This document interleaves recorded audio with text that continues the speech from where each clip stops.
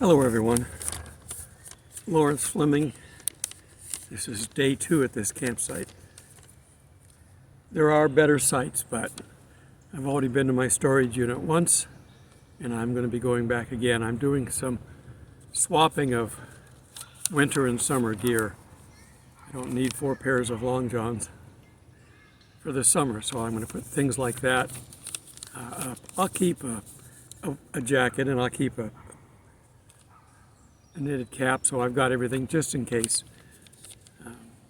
Depending on where you're at, when I was out in Nevada, we had snow Memorial Weekend, 2 to 3 feet of snow in one particular area, so I won't be completely without.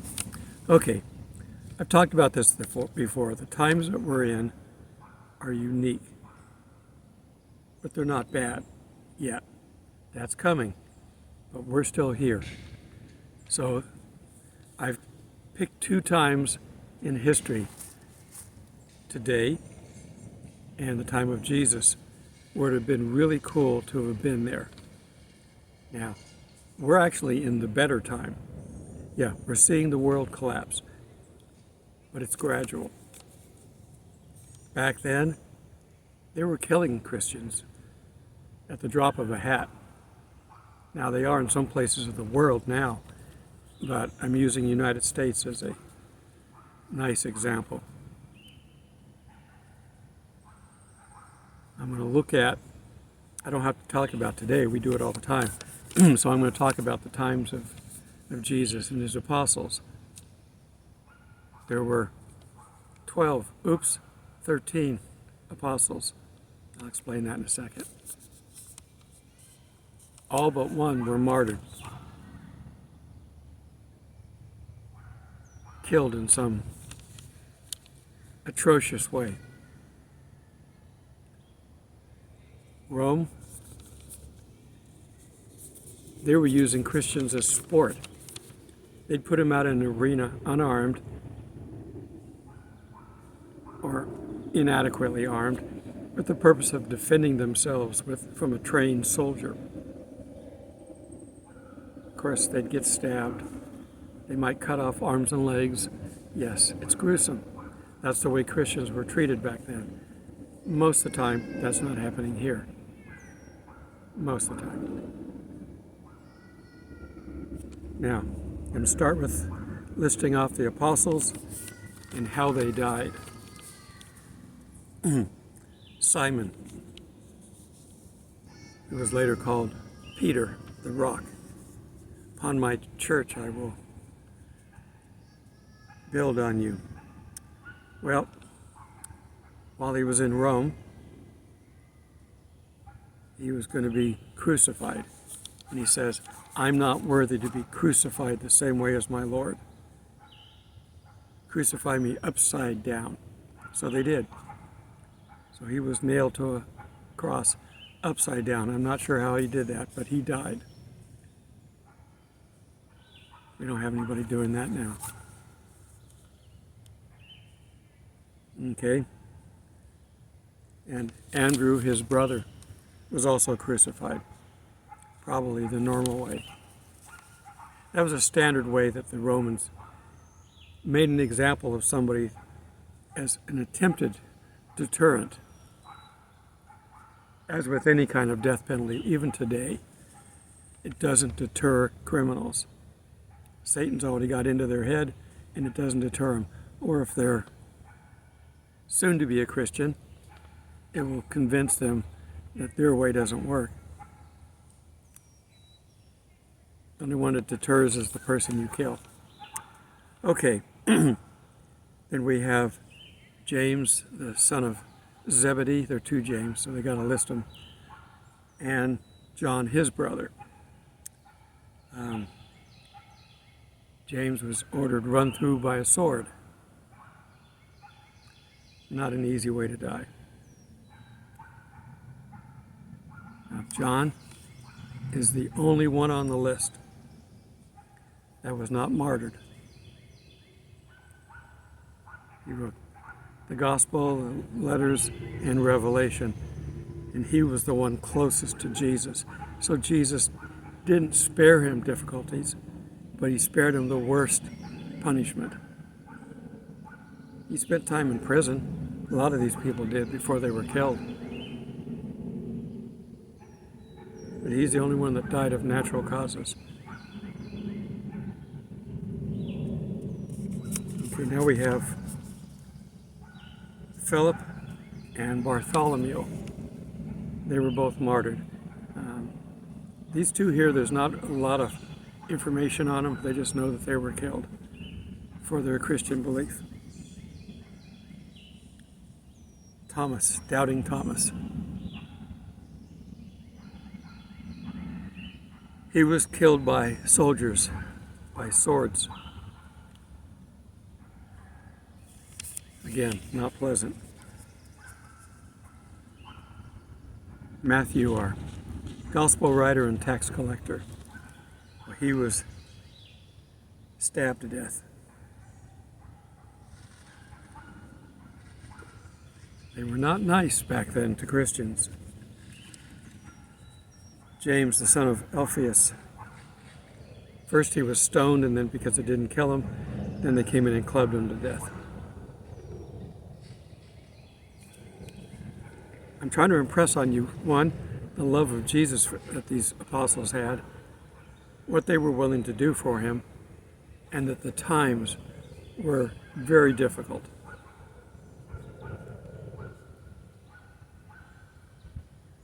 The other, Simon, the Canaanite, he was martyred. So we have, now you might dig something else up. On some of these, they had 2 or 3 different ways that weren't related. Somebody said he was stabbed, somebody said he was crucified, somebody said he was stoned. I'm not going to get into that. You can find, everybody will say something different if you dig deep enough. They were just martyred. Martyrdom was not good. Judas Iscariot, well, we know what he did. He tattletaled on Jesus in hopes that Jesus would then become the Lion of Judah instead of the Lamb. You can't force Jesus or God into a situation. Don't try. Once he realized it wasn't going to work and that Jesus was killed, or going to be killed, he threw the silver back at him and went out and hanged himself. So there we have our 13. Matthias was drawn by lots to replace him. They had 2 or 3 people and he won it, so he became the other apostle, a title that they will have forever. And of course we have Paul, the hand-picked apostle by Jesus from heaven. He knew his heart, but he was wrong on his motive. Jesus corrected him. He went up to Rome as well as Peter did. He was beheaded in Rome. All the work that these did, all the letters, all the converts didn't save these people, except for John. You have to understand that they were willing to die for him back then. But we're not going to have to. Not the first group to leave. By being faithful and staying up until the very last second for the rapture, our reward is we don't die. Now, I'm assuming I'm going to make the rapture. I'm in the time frame, but I could die today. I'm still going to heaven, and I still got work to do. But I could. We don't know. None of us know when we're going to die. You could be 20 and die now, for those that have taken the shot and just drop dead or have something major go wrong. We don't know. So you got to be ready for whichever way you get to heaven. But we're in the age now where we can skip all the pain and punishment that these people went through and get raptured, that is a glorious way to go. If you don't make the rapture, well, guess what? You get to relive the first century. You're going to have to prove to God that you're loyal to Him. You might have to be martyred. Many will be. The blood of the saints will be on the harlot, our one world system. And all you're supposed to do is to do the same thing these guys did. These guys didn't go fight. In fact, in the garden, when he cut the ear off the guard, Jesus said, "Don't do that." And he miraculously put the ear back on the guard. We're not supposed to fight physically. You can defend yourself, but you should not be involved in any street riots or anything like that. You can do a peaceful march, but don't fight. They're trying to egg everybody on. Don't get involved in that. People back then simply were punished for teaching the gospel, not for committing a crime or being a violent person or doing something else. Of course, they wouldn't bow down to anybody but God, our God. But the rest of all their only crimes were pretty much the same as Jesus, or blasphemy or something along that line. The leaders didn't want the message of Jesus going out because it undermined their authority. And their authority was not from God at this time. It was authority from Satan. And so they resisted. But all these 13 apostles, and I'm sure that Judas probably contributed something during the time that he was with them, or he wouldn't have stayed around. He was wrong on his assumption of who Jesus was. He was a Jew. This is all the apostles. And they all were taught one thing. We're waiting for the Messiah to come back in glory, riding on the clouds with his army. Well, he is coming back that way. But they missed the part in between.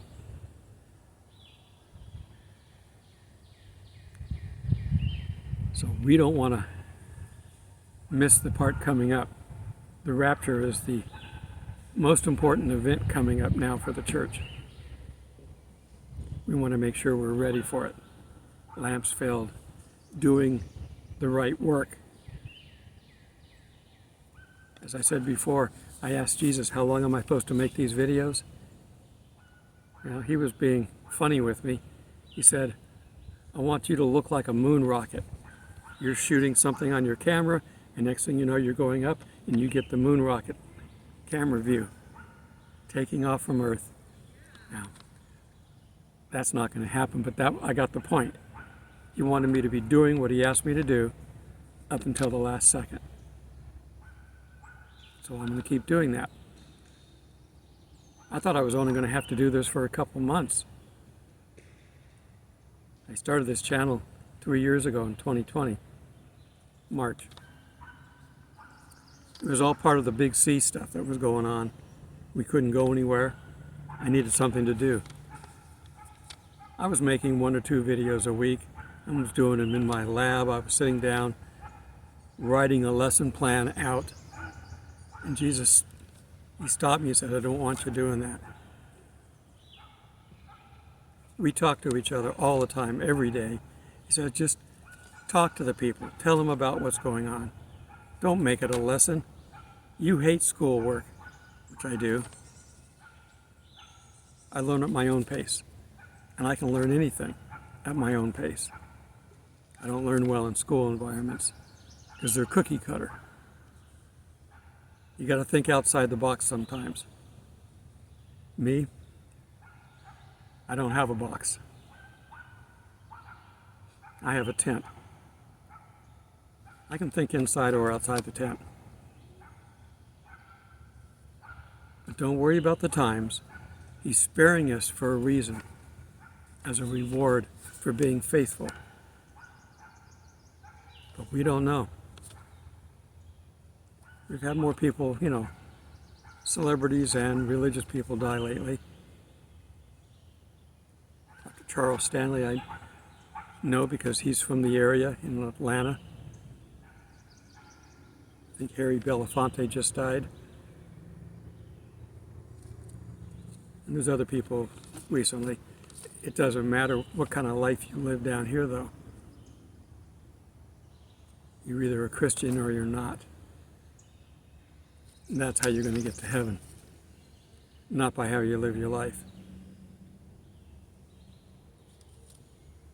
All right. Continue to pray for this channel. Yesterday was a hard day. I hate dealing with bad customer service. It irritates me. And I don't know if I said it yesterday, but I got to write a report up on it. They're going to ask me how my stay was here, and I got to write about that, and I don't like doing that.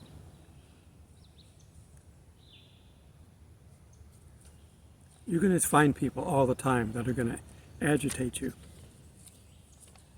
I get reoccurring thoughts or something. I'd be daydreaming, and God doesn't want me to daydream because He's not giving me the daydreams, I don't think. They're usually not good. I'm usually being confronted by somebody. And my reaction oftentimes is not good. I know how to defend myself. And Jesus said, look, these are not coming from me. Don't react, and you get tired of giving you these visions. Don't react. Defend yourself, but don't react. And don't do it out of vengeance. And when you've stopped them, go about your business. I do have a black belt in Taekwondo, but I actually enjoyed Hapkido more. Hapkido is the Korean version of the Japanese Aikido, which is what Steven Seagal tries to do on camera. It's all choreographed. But even fighting between Jackie Chan and Bruce Lee and Chuck Norris, it's all choreographed. Sometimes you miss. Somebody gets hit. That happens. I dislocated a shoulder doing a front tumble. I had to dive over 5 barrels. Standing up, you jump over the top, you hit the ground and roll. I do it like 3 or 4 times in a row, and then I come and step on the wrong foot, and I'm off balance, and I didn't make it. I skimmed across the top one, and that made me dig in, so I dislocated my shoulder. It was minor, fortunately. Iced it that night, and I was back working out. I wish I could still do that, but I got bad knees now, and I have a plate in my neck. But anyhow, because of things like that and me having to learn this stuff and practice, I sometimes picture myself, they always put it up on YouTube as I'm going down the shorts. You come up to a fight scene. Somebody's being bullied and they have to have somebody come out and kick the bullies in the backside. So I watch a lot of that. And Jesus said, just stop watching those because it's putting stuff in here that you don't need and shouldn't have to worry about. I've never run into a situation where I've had to do anything with my martial arts. So it became an exercise program more than a defense.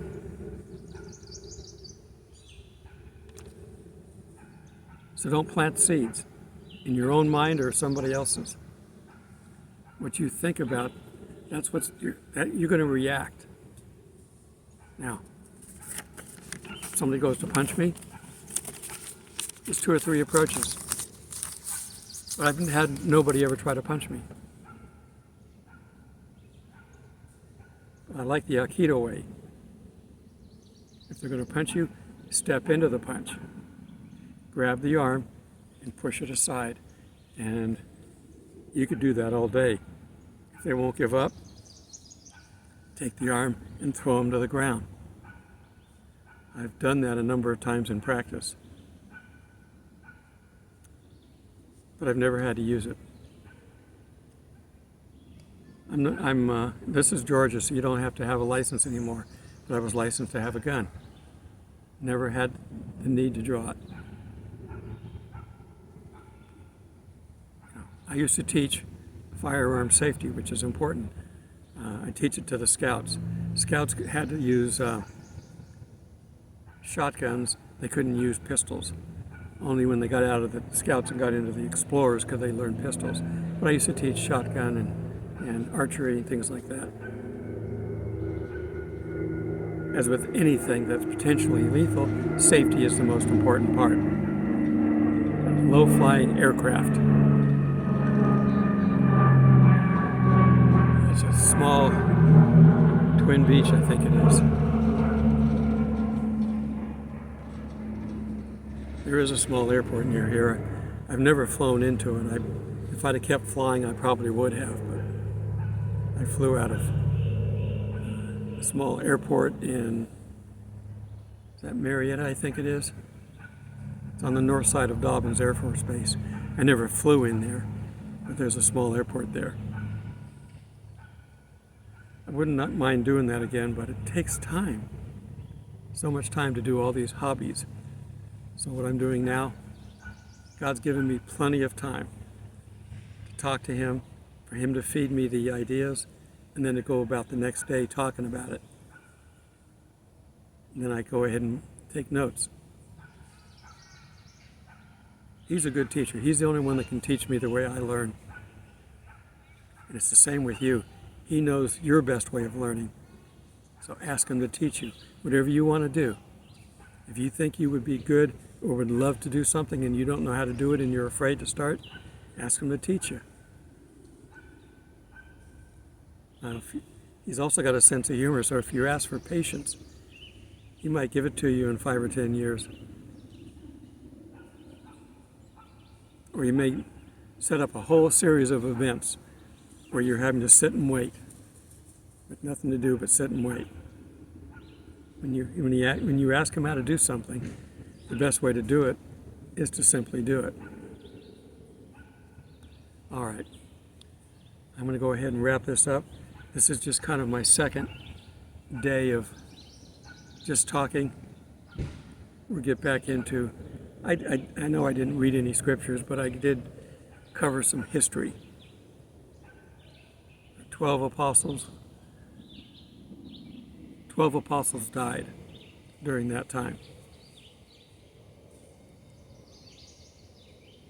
Christians in general are not dying here. Now you go to Africa, I've already talked about that.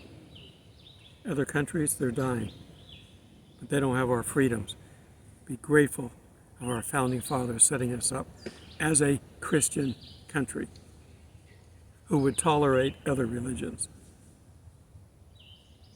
not thinking that in their wildest dreams we'd have a Satan religion flourishing. There are states that are fighting back. The government will eventually get the upper hand.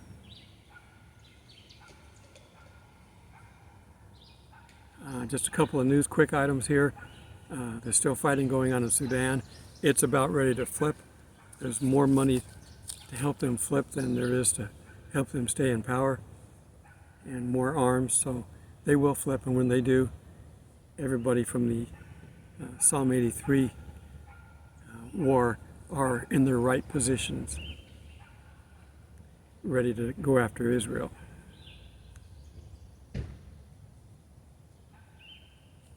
I have no idea. I'm looking at it logically, and I'm predicting the 83 Psalm war is coming up next. As soon as they're all set up, Israel will be forced to use nukes. That will stop the war. They will gain more land, including full access to the Temple Mount, because more than likely Jordan will be hit with a nuke in Amman.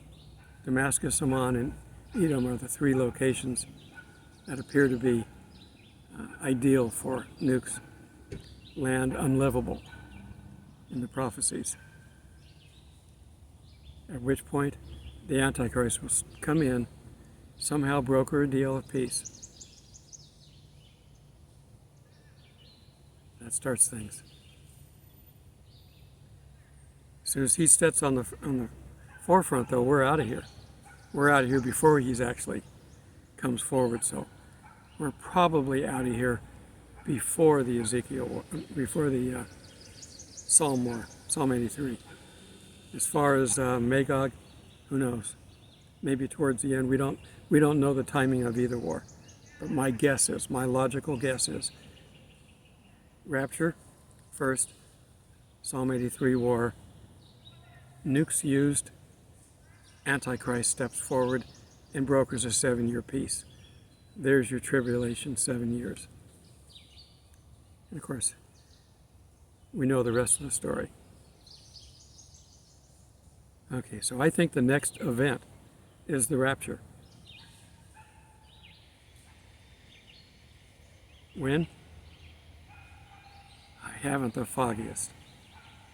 We're not supposed to know, because neither is Satan. And if we know it, he knows it. So we're not going to be told. I have this conversation all the time. It's like, God, do you want me to do this? Should I buy this? Should I do this?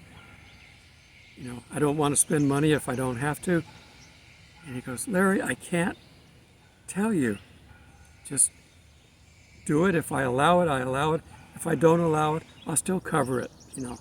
We can't talk about timing on this. So that's why I'm raising money for my larger battery. I finally did I had to go buy one. My bricks were all dead. They were over 5 years old, and lithium doesn't last long. So I finally have that. This is powering the light that's over the top of my camera, my phone. This tripod has a light ring. So I'm not breaking apart in the darkness. If you go watch a movie being filmed, and I've watched many of them, you're on a perfectly bright day, and they come in and they put a big white screen over the top to get nice, even light. And then if they need additional light, they bring in lights. The sun's out, it's a beautiful light day. But they take control of the light, because Mother Nature can vary things and you never know what's coming up. When you're watching TV or when you're watching me properly, I should be properly lit. So I'm finally there. It's taken me a while. I'm a little slow. I hate spending money. But also, don't forget my son. He is coming back, and then he's going to go back again. He's got his limit of how long he can stay there. So he's going to come back here, continue to raise money to go back again. So his GoFundMe is basically indefinite.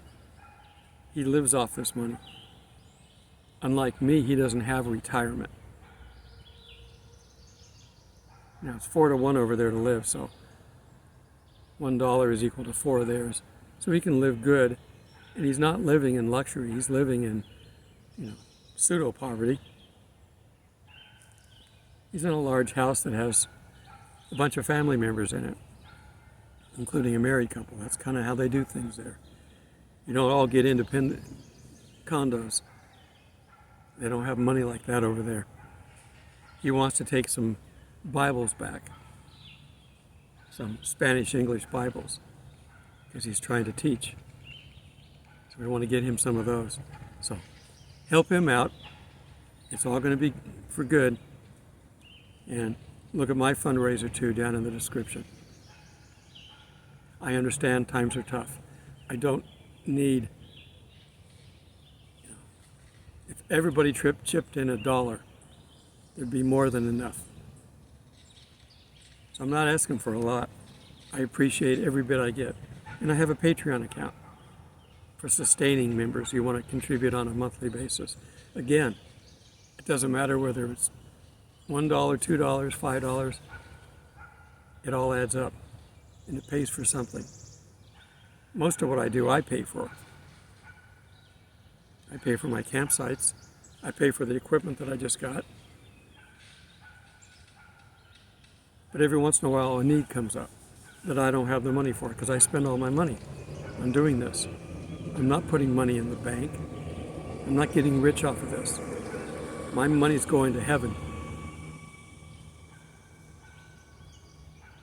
I just need enough to survive and to be able to do this wherever I'm at. By having my Starlink, which was an expense, I didn't want to do it. I held it off for a long time. I waited until the price went up on the monthly fee before I got it because I didn't want to spend the money. So now I'm a little bit negative on my monthly than I wasn't before, but I haven't had to drive into town. The amount that I'm spending extra is the money that I was spending on gas driving into town uploading files. So at this point I basically broke even. But I'm trying to stay in the cheapest places I can. And I'm trying not to drive a lot. Gas is expensive. We all have to do that. That's what I'm talking about when I say be prepared. Start cutting back.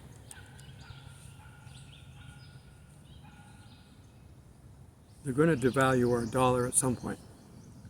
They're going to force us, nicely or unnicely, I don't know, to go to the digital dollar. Don't worry about it. Do it. You're not going to have any choice. Initially, it's not the mark.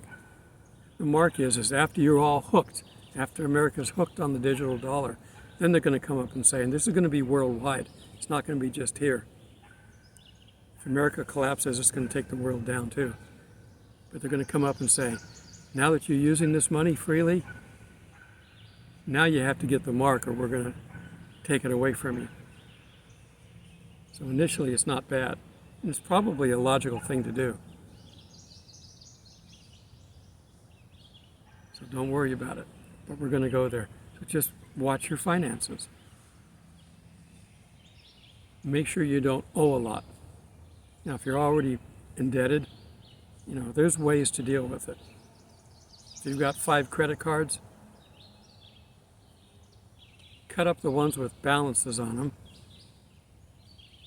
pay them off. It's okay to keep a credit card.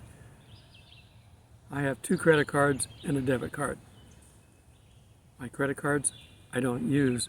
I do a little bit. If you don't use them a little bit, they take them away from you. They want to make money. So if you're not making them money, they take it away. So if you got a credit card, don't pay it down to 0. One of my credit cards has got $60 on it, and they want $40 my next payment this month.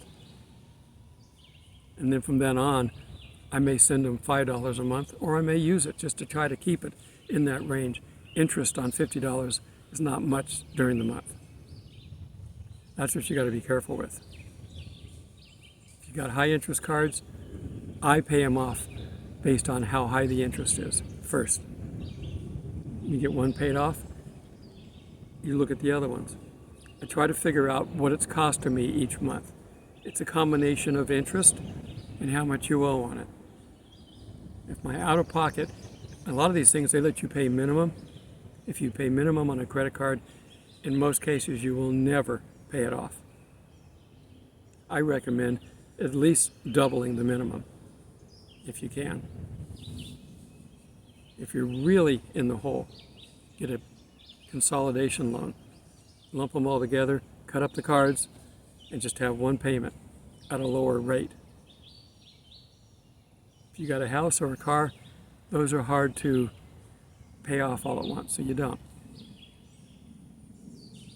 Your house is always there as an emergency fundraiser. If you need to borrow, you can borrow against the house. Something goes wrong, you need to fix something, you can borrow against it. Again, owe as little as possible, but it's there, so you don't need major credit cards. I've had them all. I've had American Express, the gold ones and the platinum, whatever the highest one was. I've had those. It is so much nicer not to owe anybody. I can sit down in 5 minutes and pay my bills.